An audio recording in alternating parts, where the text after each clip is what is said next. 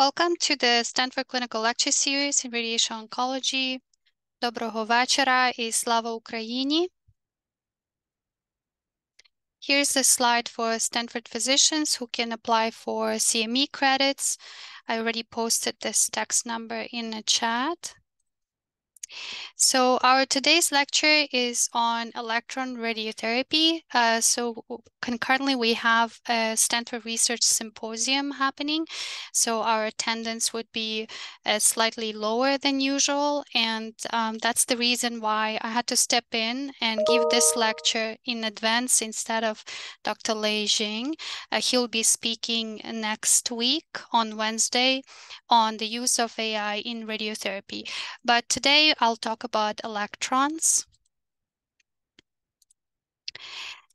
So the outline of my talk is here as follows.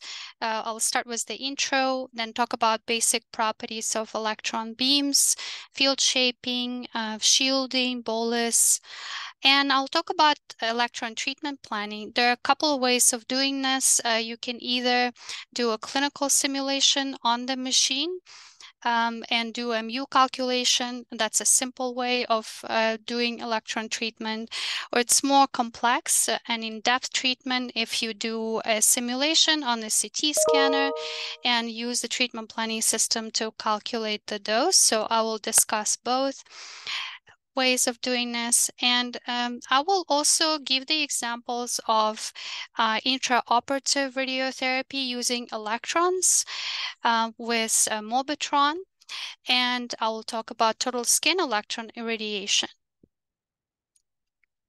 So high-energy electrons have been used for radiotherapy since early 1950s when the linear accelerators came to medical use. By the way, Stanford was one of the first sites that actually developed the linear accelerator.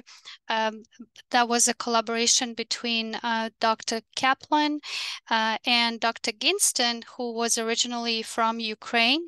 He was the engineer who was born in Kharkiv and came to Stanford to develop the first Linux. So we're very proud of him.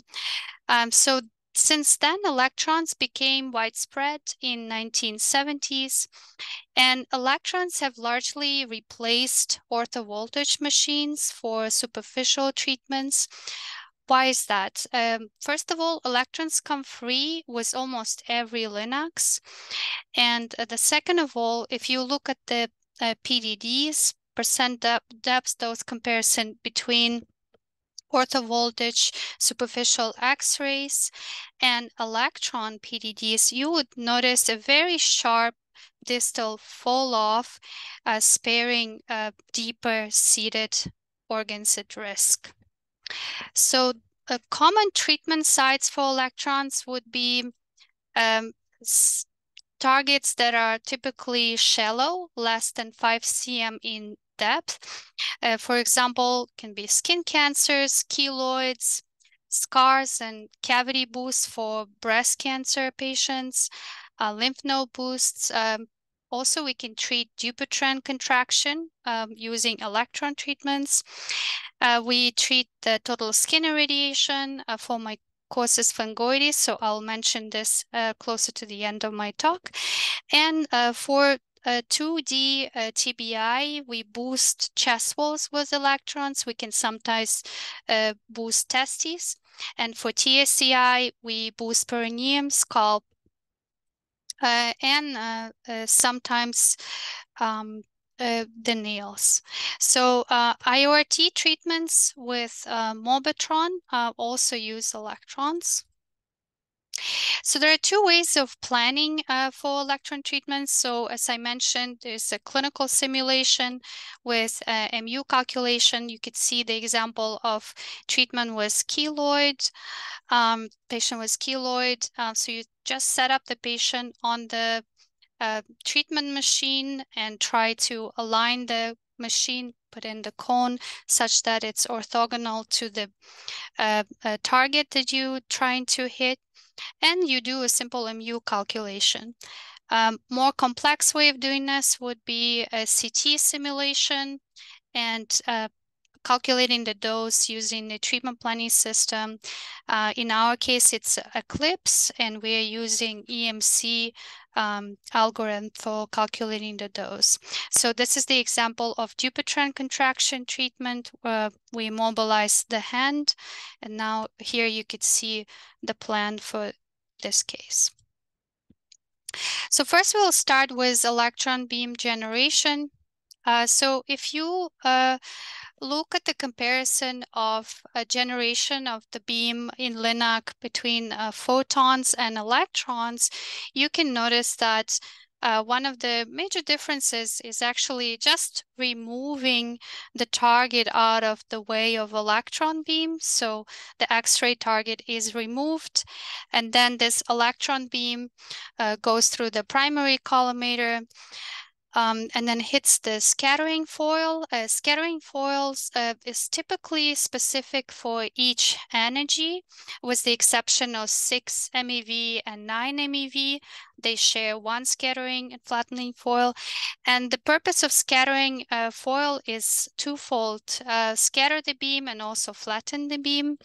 And another difference between photons and electron beam is actually the need with electron treatment for a collimation close to the patient surface. So if you have a patient here, then we need to place the cone in the way of the beam and the insert at the edge of the cone to shape that beam. In terms of electron interactions, electrons are charged particles that are strongly interacting via Coulomb forces, unlike neutral photons. So 1 MeV photon undergoes 0 to several interactions before exiting the patient or being absorbed, versus 1 MeV electron undergoes tens of thousands of interactions before stopping in the patient. And the way you would see the difference is actually in the percent depth dose. So here you could see the example in orange, the percent depth dose curve for photon, 6 MeV photon, and the difference between percent depth dose of electron in blue, 6 MeV electrons. So as you could see, the surface dose is higher with electrons. For 6 MeV, it's around 78%. The Dmax is the same for 6 MeV and 6 MeV, 1.5 centimeters. But you could see for electrons, the range is around 3 centimeters. That's where almost all electrons are gone. And you can only have this bremsstrahlon tail, which is the photon contamination, which is less than 5% of the dose overall for all the energies. So I would like to mention a little bit about nomenclature, MeV versus MV. Why are electron beams energies stated in MeV while photon beams energies are stated in MV? So the reason for that is the photon beams are polyenergetic. So for example, for 6 MeV beam, you could see the spread of energies. The energies range from 0 all the way to 6 MeV. So the beam is actually denoted by the maximum or peak energy, 6 MeV in this case. And then the average energy for this beam would be around 2 MeV. Versus electron beams are monoenergetic. So 6 MeV electron beam consists entirely of 6 MeV electrons. But what happens when they hit the patient with 6 MeV beam, they start losing immediately the energy. So and the rule of thumb is 2 MeV per 1 cm of water. So if you have entrance beam of 6 MeV, in 1 centimeter, it becomes 4 MeV, in another one, 2 MeV, and another one almost 0 with some bremsstrahlon contamination. So in 3 centimeters, you get almost non-existent dose. So let's talk about electron beam properties. I mentioned about the range, and the range is a nominal energy divided by 2 because it loses 2 MeV per 1 centimeter. In soft tissue, so for example, for a 6 MeV beam, divide by 2 becomes 3 centimeters. In 3 centimeters, the beam is almost gone. But this is not a very useful formalism for actually prescribing the dose. What we typically prescribe the dose is to therapeutic depth, and this therapeutic depth is most commonly defined by D90, depth of 90% of the maximum dose. And the way to calculate this is actually the energy, nominal energy, divided by 3.2. So this is the Kahn's formalism. So you need to remember these two formulas. I will ask you some questions throughout the lecture. So range, energy divided by 2, and D90 or R90 is energy divided by 3.2. What about the margins for the beams? So electron beams have a wide penumbra due to scattering.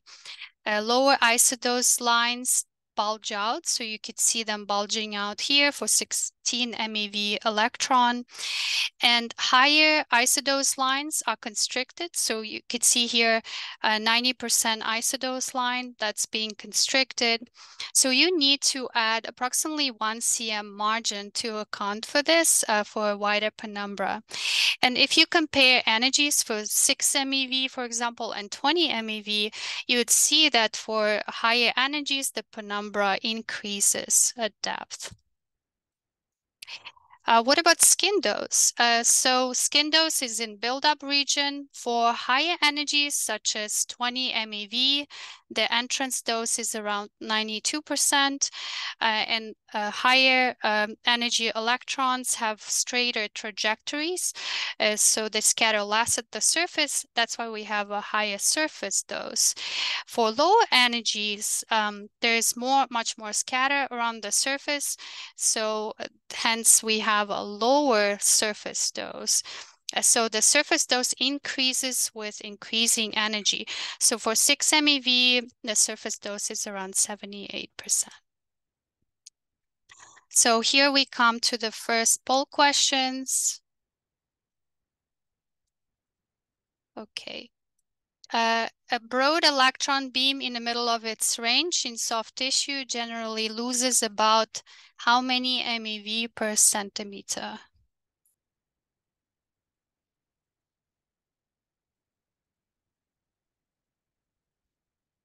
Yes, so that's correct. Excellent.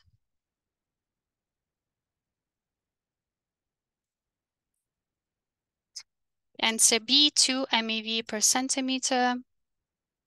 Second question. The PDD at 5 cm for 9 MeV electron beam is approximately how many percent?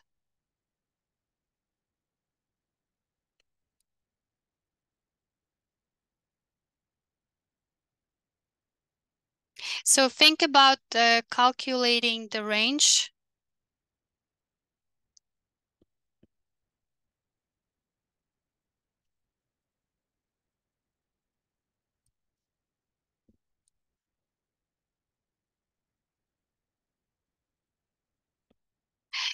So the answer is actually D, less than 5%. And why is that? Because if you calculate the range, 9 divided by 2, so you'll get 4.5.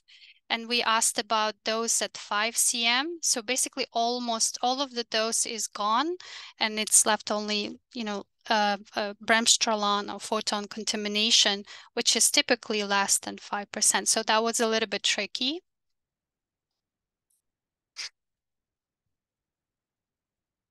Okay. So in terms of prescription dose, how do we decide this? So when you look at the isodose distribution, when we calculate the electron beam, you could see that 100% would be only a very small area that would be covered by it on the central axis. Typically depends on heterogeneity and surface irregularities as well, but if it's on the water phantom, would be at central axis, 100%, very small area. And you could see that 90% encompasses quite a large area, and that's typically what's used for prescribing, for normalization of our plans. So to calculate the energy that's needed to use for planning, this is the example. For example, the deepest extent of our target is 2.5 centimeters, and we want to normalize to D90. What energy should be used, right? So we use this Kahn's formalism, multiply the depth, 2.5 by 3.2, and we get around 8 MeV, and then we can round up. That's what we have in our clinic, 9 MeV, and that's what can be used for this situation. So as you can see, 9 MeV covers the target well, 6 MeV undercovers the target, and 12 MeV covers the target, but then the exit dose is excessive. So if there are some critical OARs, for example, for breast case, it would be lung or heart, they might get over irradiated. But a lot of times, this depth can be in between energies. So in this situation, for example, if we have to cover slightly deeper, 3 centimeters, we can mix energy. So we can deliver part of the beam with 9 and part of the beam with 12 if we need to cover deeper. Okay, and question 3. So the distal end of the breast resection cavity is 3.5 cm deep. What energy should be best to use for 90% normalization?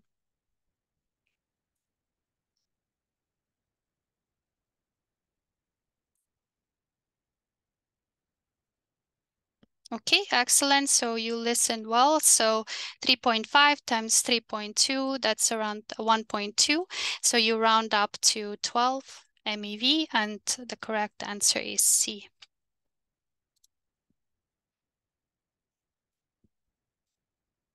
Okay. In terms of field shaping, we use a cone, as I mentioned, and cut out close to patient surface since electrons scatter so much. And most electron treatment fields are shaped using a Serban cutout. So the example of this you could see here. Now at Stanford, we are trying to get away from Serban and lead. So we are using a 3D printed cutouts filled with BBs placed in a treatment cone. And the end of the cone is only 5 centimeters above the machine isocenter. So the cutout is placed at 95 centimeters SSD. So it can be quite close to a patient's surface, and sometimes you might experience that there might be a collision, especially if the cone is very large, and especially if the patient surface is very irregular, with raised arms, for example, for breast treatments. So to avoid these collision issues, we typically treat in our clinic at 105 centimeters SSD. So we extend the SSDs for our treatment. And this is the example of cones. So there are 5 of them, 6, 10, 15, 20, and 25. And how to calculate the size of the cutout. So for example, if you would like to treat something on the surface with a diameter of 5 centimeters, you would need to add some margin. Remember, I mentioned that we typically add around 1 centimeter for penumbra. So 5 centimeters plus 1 centimeter on both sides. So that would be 7 centimeters for irradiated area. But that would be at SSD of 105, for example, that if that's our treatment SSD. But to calculate how big the cutout should be at 95 SSD, we are using similar triangles. So basically multiply by the ratio of 95 over 105, which would be 0.9. Which is basically a 10% reduction of 7 centimeters. So that would be just 7 centimeters minus 7 millimeters, 6.3 centimeters cut out.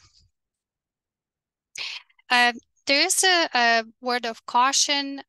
If you your cutout is very small, especially for high energies. So this is the graph from Khan that shows 32 MeV, and at with this conformalism of a lateral scatter equilibrium radius, you can calculate at which diameter you will start experiencing lack of lateral scatter equilibrium. And so at this point, for 32 MeV, 10 cm is the threshold for that lateral scatter equilibrium. And if your cutout smaller than that for this high energy, then the PDD changes. It shifts upwards upstream, your Dmax shifts upwards, and also your D90 shift upwards. So you cannot use the calculation for D90 any longer. So you have to be very careful, especially for high energies and small cutouts. If the energy is lower, in this case it's 8 MeV, the lateral scatter equilibrium threshold diameter for this would be 3 cm, which is quite acceptable size. So we don't typically collimate lower than 3 cm diameter. Otherwise, we will start doing collimation on skin if it's something smaller. And regarding the shaping on skin, so for superficial treatments that have OARs close to the treatment site, the field can be collimated at skin using lead, or now in our clinic, we try to get away from lead. We're using Flexi Shield apertures. So this is tungsten powdered Flexi Shield that we can easily cut out, and we can form any shapes with it. We place on the patient right on the skin, and you could see a very nice sharp penumbra using this Flexi Shield placed on skin, versus if you make a cutout of 2.2 centimeter diameter and delivered SSD 105, the field is very fuzzy. You're losing lateral scatter equilibrium as well, so you get less of the coverage of the target, more dose to the adjacent OARs. And this slide is on utility or futility of small blocks.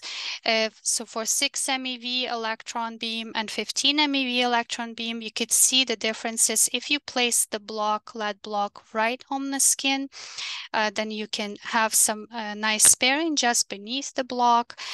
If you have it at certain distance from the skin, let's say in this case 7 centimeters, there's really no effect of sparing, and similar for higher energy. So if you would like to shield something on close to the surface, put the shield right on top of it. And that's what we use for eye shields.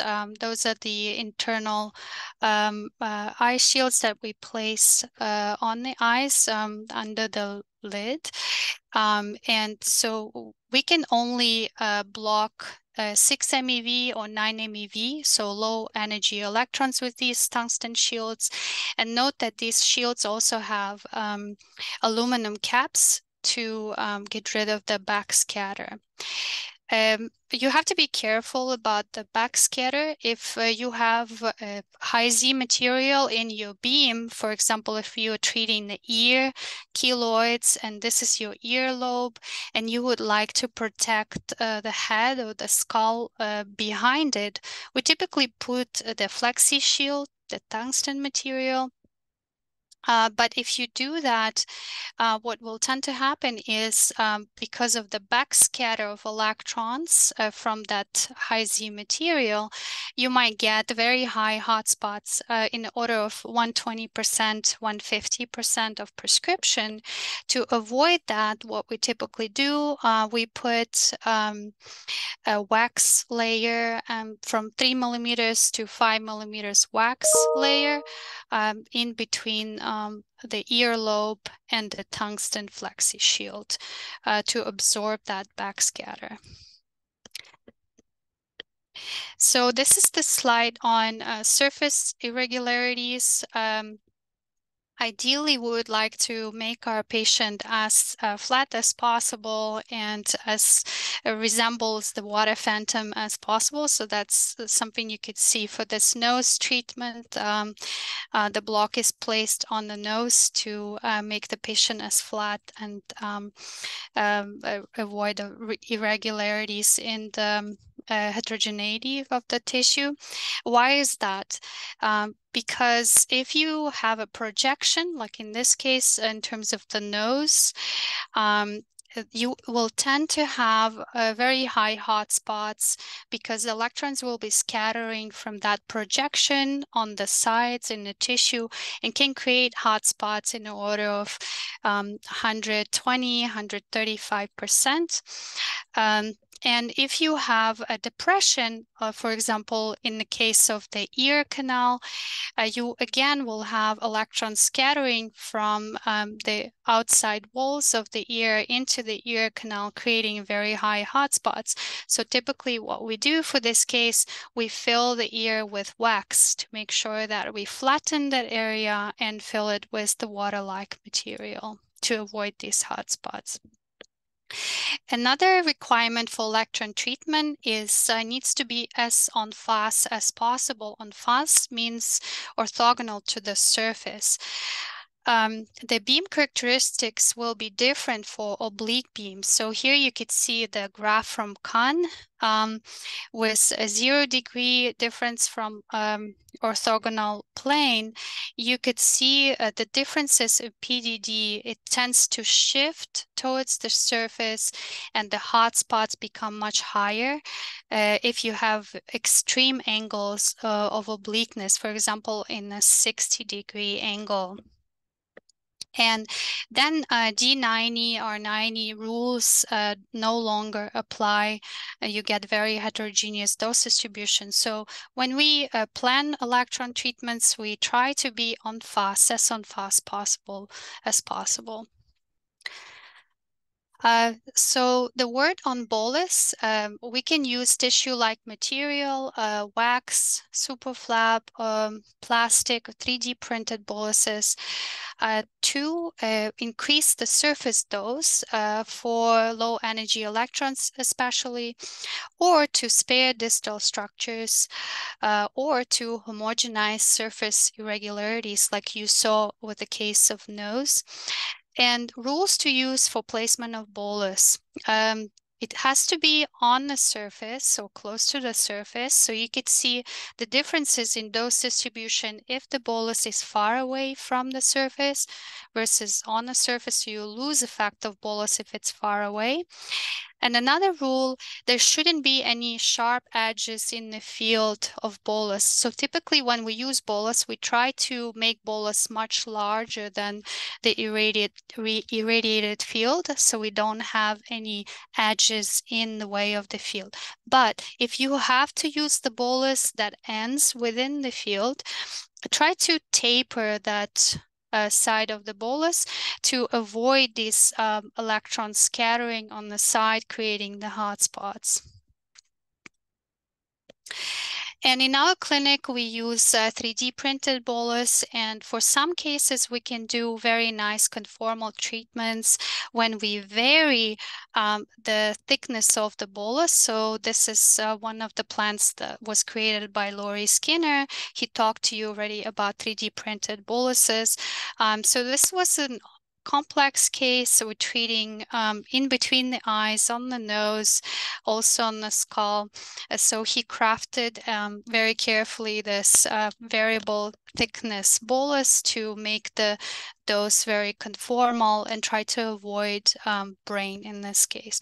There's also a company called Dot Decimal that can create these custom plans and boluses for you. The drawback for this is you have to wait for this to be produced, which might take a few days. So you have to pay for this service. And this is how the surface dose would look like if you, for example, use 1 cm bolus in the way of your beam. So for a 6 MeV, electrons, your entrance dose would be very close to 95%, and then you would treat around another 8 millimeters or so for therapeutic depth. So if you want to calculate how deep you would treat with the bolus, you have to add that thickness of the bolus to the depth of your target to determine your energy of the beam. So that brings us to question 4. So the distal end of the lesion is 1.5 cm deep. A bolus of 1 cm is used to increase skin dose. What energy would be best to use for 90% normalization? So remember, I told you we have to add that bolus to the depth, and that's how we determine the energy.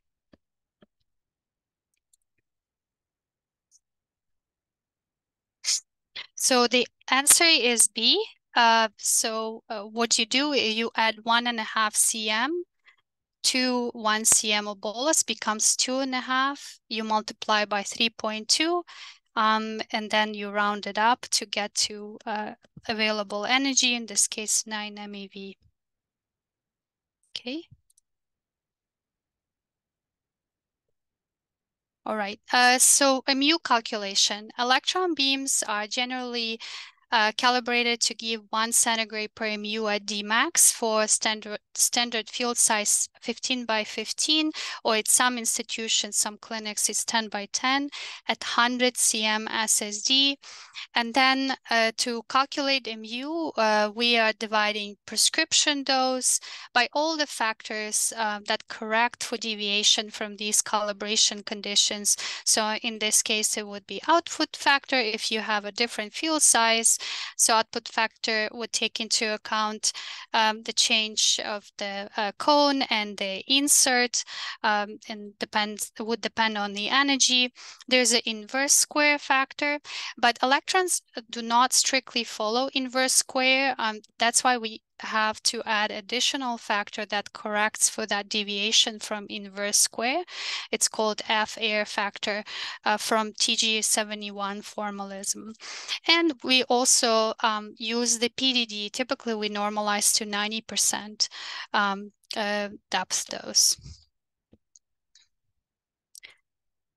So this is the example of a mu calculation. I'm not going to go too much into detail, but this is just the example of tables that are typically used. So clinic output factors and also air gap factors and Dmax for each energy and cutout.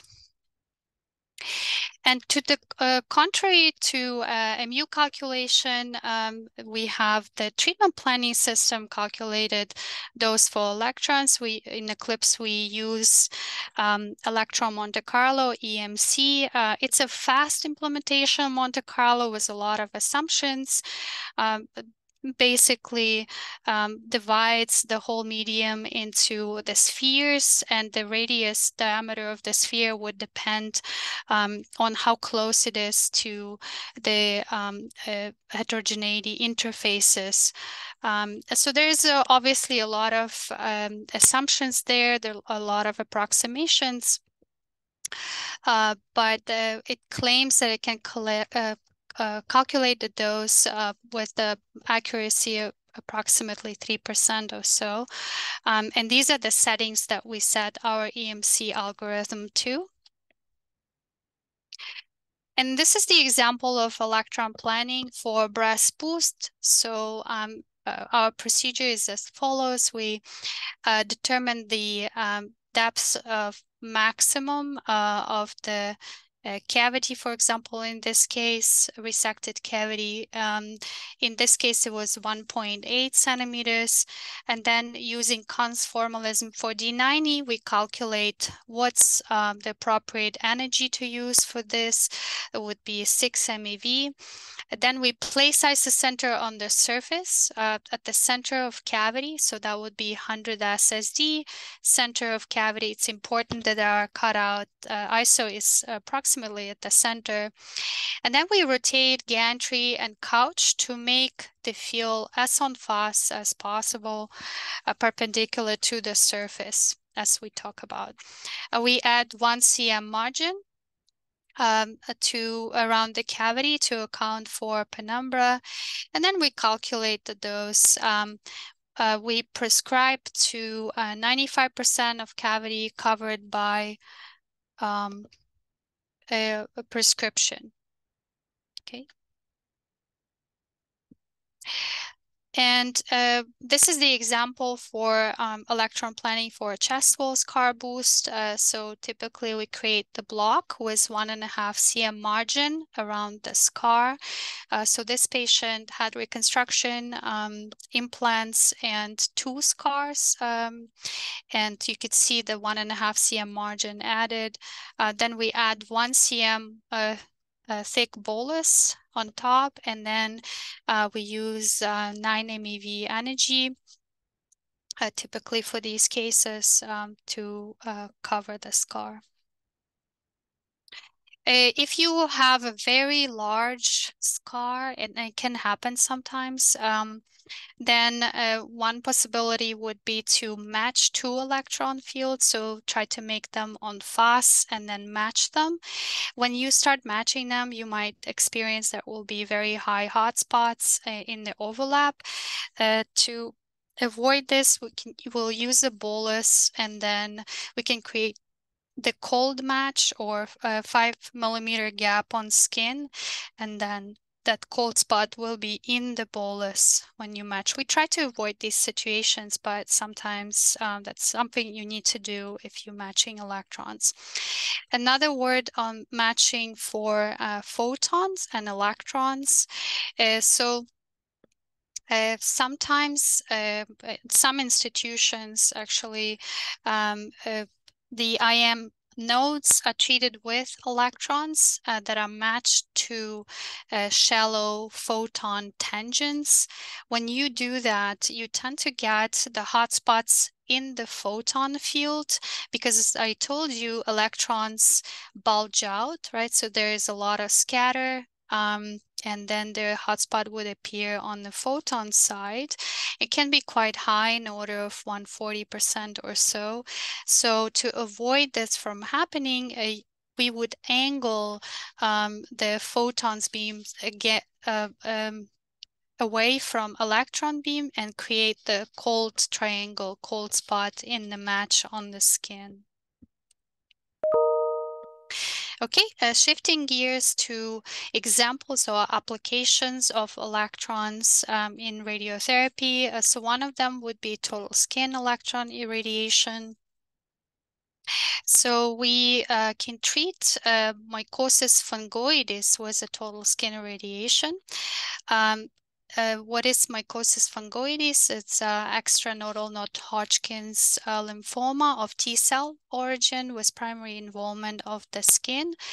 It's a most common type of cutaneous T-cell lymphoma, and it accounts for 50 to 70% of cases. It's quite rare, 6 cases per million per year in US and Europe.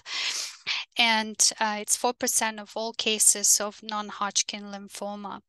The peak age is around 55, 60, and it's more prevalent in males relative to females, 2-to-1 ratio. And it's also more common in African Americans. And median duration from lesion onset to diagnosis is quite long, around 8 to 10 years. Median survival from diagnosis, 5 to 10 years. If you have lymph node involvement, then it becomes to less than 2 years. And if the organs are involved, then it's less than 1 year. And here you could see the pictures of a mycosis fungoides patient before and after treatment. So effect can be quite drastic. We typically prescribe 12 to 36 gray in total dose prescription. And we have it set up on our machine to treat with 9E TACI mode. It was a high dose rate mode. 36 by 36 fields, and we split the prescription between AP and PA. So typically we prescribe 100 centigrade times 12 fractions. 6 fractions are delivered AP and 6 fractions PA. And sometimes if we need more dose to be delivered to get the effect, we would deliver this in 3 cycles. We will have 2 breaks between these 3 courses of radiation. And since the patient is treated with the total skin dose, right, so the whole body is treated, some of the areas when the patient is standing are not very accessible, and those areas would be perineum and soles, so sometimes scalp as well. So we'd have to boost them, and we typically boost them with 6 MeV electrons and 1 cm bolus. And this is the Stanford technique for a TSCI treatment. So it was developed here a while ago. So we treat at extended distance. At Stanford, we currently treat at around 6 meters. The patient is standing in the booth. There are 2 beams directed at the patient, and the reason for 2 beams is to twofold, is to get uniform dose distribution throughout the patient length, and also to avoid direct bremsstrahlon X-ray entering the patient. So this bremsstrahlon avoid the patient as they enter. And we treat in 6 patient positions. So you could see here AP, and then lateral obliques for AP, LAOs, and then PA, and posterior obliques. So we treat 3 positions per day, and we typically treat 2 times a week. And there is a lucite spoiler in front of the patients or in the booth to increase the skin dose, degrade the energy. There's also a degrader at the head of the machine that shapes the field size to 36 by 36 cm, and also degrades the energy. So the energy, when it enters the patient from 9 MeV, it turns to 4 MeV effective energy. We also use eye shields, internal or external, depending if the lids are involved or not. And then Lori worked on 3D printed gloves to protect fingernails and 3D printed helmet to protect hair. So that's something what I mentioned, that the dual beam delivery gives a better longitudinal uniformity than single beam. So you could see the combined beam dose, which is quite flat. And a scattering plate can be used for better uniformity for either dual or single beams. And this is our Stanford TSCI procedure. So we deliver the beams with a high dose rate, so the treatment is not as long. So the dose rate is 2,500 MU per minute. Our beams are angled 16 degrees off the lateral, and we use the degrader in the way of the beam, 36 by 36 fields. And then we deliver AP, LPO, and RPO on day 1, and PA, RAO, and LAO on day 2. And our patient is approximately 6 meters away from the source and standing in the booth with the lucite, 1 cm lucite in front of the patient. In terms of how to calculate the dose or MU for each field,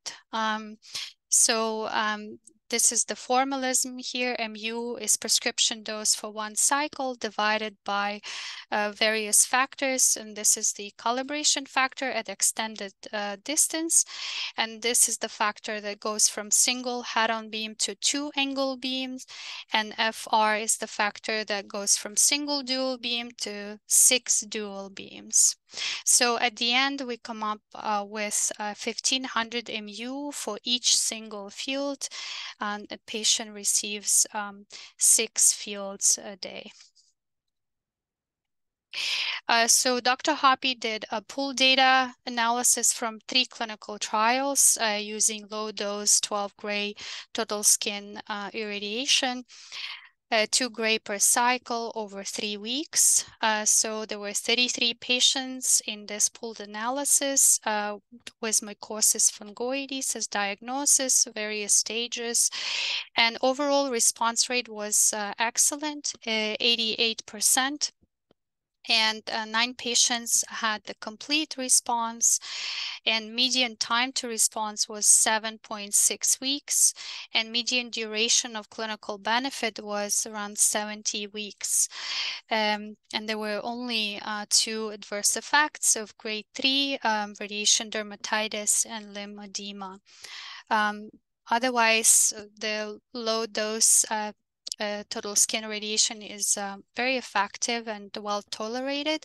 And one of the advantages is that ability to use this regimen multiple times, as I mentioned, all the way to 36 gray. So we can repeat this course 2 more times. Okay, I'm gonna shift gears to intraoperative radiotherapy. The rationale for intraoperative radiotherapy is that it administers a high dose of radiation to target tumor bed with margins to sterilize residual tumor cells, and it's quite convenient for the patient because patient does not need to come for radiotherapy fractions many days, many times. It can be done right after the surgery, for example, post-lumpectomy. And the surgeon and radiation oncologists are able to see the tumor bed. Then there's ability to also shield any critical organs around it. And there is a greater biological effectiveness when it's delivered in single fraction, and potentially increased radiosensitivity of oxygenated intact tumors or tumor beds. And the decision to deliver IORT is often made intraoperatively based on pathology evaluation. Many times it can be just preliminary pathology evaluation. So if there is areas of high risk of local recurrence, such as positive margins, incomplete resection to tumors, that can be visualized and targeted while the patient is under anesthesia. And IORT is very popular in Europe. So here's results of the survey. It's a bit dated from 2004, but the trends still can be applied today. So most of the cancer sites that are treated with IORT is still breast cancer, early stage breast cancer, locally advanced and recurrent rectal cancer, sarcomas, pancreatic cancer, brain tumors, cerebral metastases, skin cancer, also GYN, NGU malignancies. There are various IORT modalities, and I highlighted the machines that we used to have or still have at Stanford to do IORT. So we used to have RT250, which was the orthovoltage unit that we decommissioned. We replaced it with Sculptura. That's a robotic-driven orthovoltage unit with a higher dose rate that can follow patient breathing motion and can provide treatment planning, dose visualization, and also sculpting the dose. And we also have 2 Mobitron machines. One of them is used clinically for IORT treatments. It has various electron energies in its arsenal, and it provides a very high dose rate, 10 gray per minute. And another unit we recently purchased for flash research that provides the flash dose rate, more than 40 gray per second dose rate. And we also have HDR afterloader, and that we don't typically use it for IORT purposes. And this is the more details on the Mobitron electron linac for IORT treatments. So it has arsenal of 4 energies. We decommissioned 4 MeV. We don't typically use it for treatment. So starting from 6 MeV to 12 MeV. It has a set of flat applicators, 3 cm to 10 cm in diameter with half a cm increments, and it has multiple bevels or incline of the angle of the cone. The SSD is short, half of what we used to at the linear accelerators here. So 50 SSD, and the dose rate is high. It allows us to deliver 21 gray prescription in around 2 minutes or so. And the advantages of using this IORT for breast irradiation versus orthovoltage unit is the sparing distant OARs, lung, heart, etc. for breast cancer treatments. And we can select energy to control treatment depth and the high dose rate. And this is the example how the treatment proceeds. So we start with lumpectomy. Surgeon removes the tumor with some margin.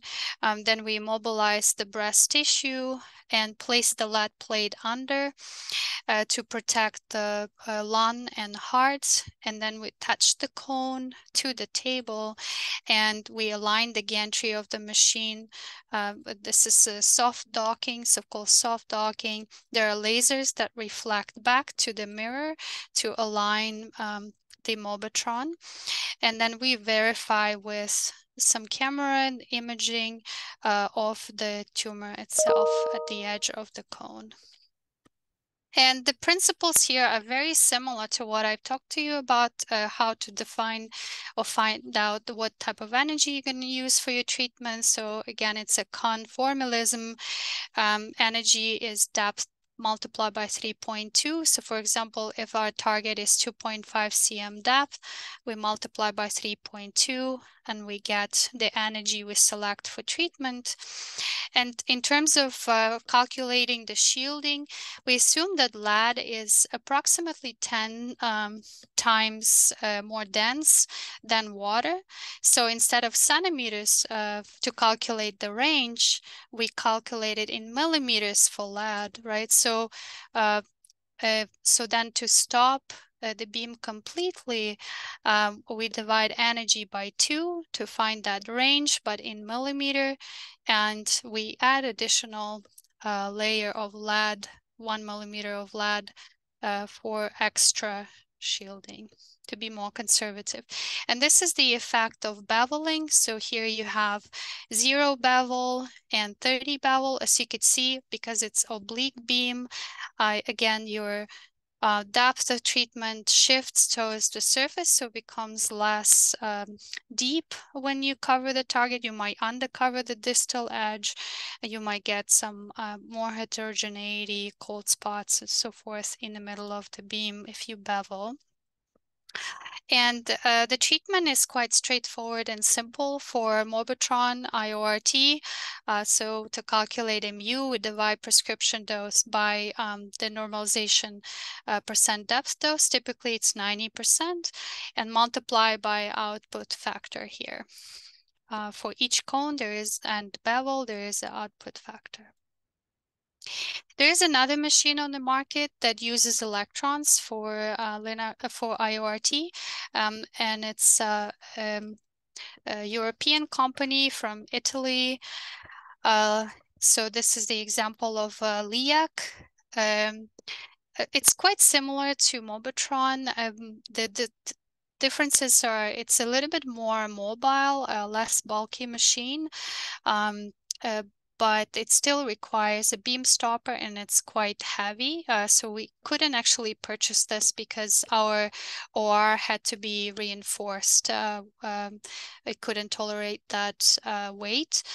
It has a similar set of energies, but what's interesting, they modified these energies to increase the skin dose. So you could see even for very low energies, such as 4 MeV, the entrance skin dose is 90%. So that would allow us not to use bolus potentially for the treatments. And there is a set of applicators from 3 cm to 12 cm, 64.5 SSD, and high dose rate. Actually, they also now enable flash dose rate with these machines. The disadvantages for these machines for US is that it's just entering US market, so there are not that many offices here to be able to service the machine. That's why we still have Mobitron. And what are the outcomes for IORT with electrons? So there was this Elliott trial for breast cancer patients. It's a randomized non-inferiority trial comparing IORT versus whole breast EBRT post-surgery. So that's for early stage IDC or ILC patients with patients that are smaller than 2.5 centimeters. So the delivery was done either LIAC or NOVAC radiotherapy machines, and the prescription was 21 gray at 90% depth, and 5-year local failures were 4.4% for IORT arm versus 0.4% for whole breast irradiation arm. But when adjusted for risk, for lower risk patients, local failures were 1.5% for IORT group. So it was quite promising and non-inferior as they concluded. And 5-year overall survival was the same, 97% excellent for both arms. So the benefit of this would be great convenience for the patient and cost reduction for patient treatment. And this is the example of future of IORT. So I can play this video here.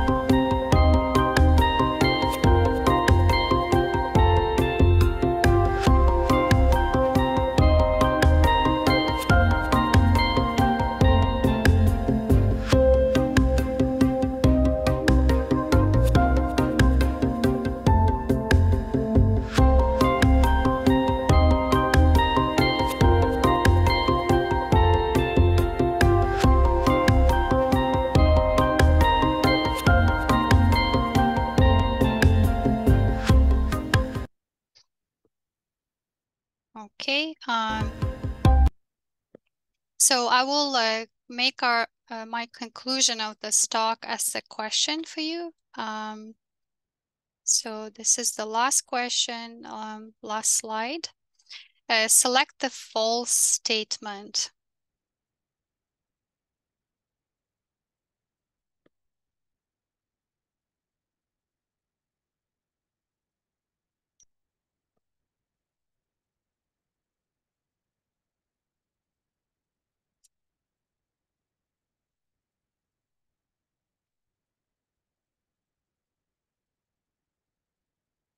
Excellent, you've been listening very well. The correct answer is D, electron surface dose increases with increasing energy. But what's true is that electron radiotherapy is used to treat superficial tumors. Electrons lose approximately 2 MeV per 1 cm of water. Electrons dose distribution is affected by oblique incidence and surface irregularities, and also bolus can be used to increase the surface dose to electron treatment. Excellent, you've been listening very well. And I thank you for your attention, and this is my last slide. This is our Stanford Radiotherapy Radiation Oncology department. This was 1 month after the full-scale invasion started in Ukraine, and everybody came out to support Ukraine. Thank you for your attention.